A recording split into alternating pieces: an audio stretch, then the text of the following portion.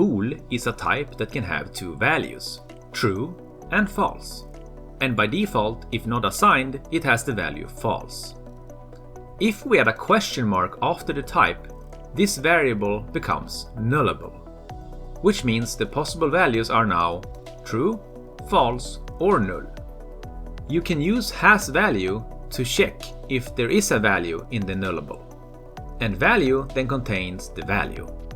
You can also just check if it's not null instead of using hasValue. So why make it nullable? Well, in some cases you might want or need to represent a value that has no value. Maybe you're reading this value from a database, but the field is null. In that case, using null might be a good idea to show that the value is missing. But what about string?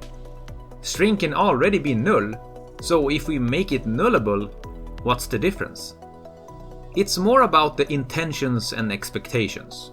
Even though a string can be null, it shouldn't be.